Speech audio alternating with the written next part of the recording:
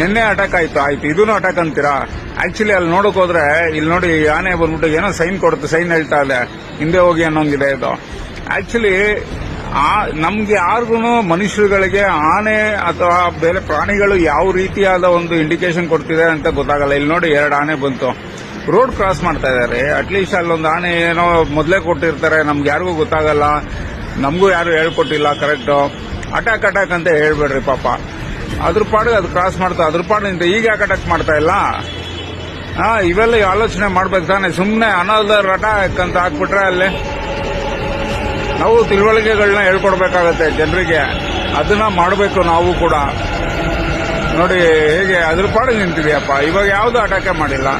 ಇನ್ನು ನಿನ್ನೆ ಆದಂತ ಘಟನೆ, ಆನೆ ಅದ್ರ ಪಾಡಿಗೆ ಕ್ಯಾರೆಟ್ ತಿಂತಾ ಇದೆ ನೋಡಿ, ಅಲ್ಲಿ ಕಾರು ಹೋಯ್ತು. ಈಗ ಯಾಕೆ ಹೊಡಿಸ್ಕೊಂಡು ಹೋಗ್ತಿದೆ ಅಂದ್ರೆ ಯಾವ್ದೋ ಮನುಷ್ಯ ನನ್ನ ಟೆರಿಟರಿ ಒಳಗೆ ಬಂದ್ಬಿಟ್ಟಿದ್ದೇನಲ್ಲಪ್ಪ ಅಂದ್ಬಿಟ್ಟು ಓಡಿಸ್ಕೊಂಡು ಹೋಗ್ತಾ ಇದೆ ಅದು. ಆಮೇಲೆ ಅವನು ಹೆಂಗೋ ಮಾಡಿ ರೋಡ್ ಮೇಲೆ ಬಂದಿಕ್ಕೆ ಬಚಾವ್ ಅವನು. ನೋಡಿ ಅಲ್ಲಿ ಏನು ಮಾಡಲಿಲ್ಲ ಅದೊಂದು. ಆಮೇಲೆ ಅದ್ರ ಪಾಡಿಗೆ ಕೊಟ್ಟಾಯ್ತು ನೋಡಿ. ನಿಜವಾಗ್ಲೂ ಅದೇನ್ ಪುಣ್ಯ ಮಾಡಿದ್ನ ಅಯ್ಯಪ್ಪ, ಅದೇನ್ ಒಳ್ಳೆ ಕೆಲಸಗಳು ಮಾಡಿದ್ನ ಅವತ್ತು. ಇದು ಅವನ್ನ ಇವತ್ತು ಸೇವ್ ಮಾಡಿದೆ ಅವ್ರನ್ನ.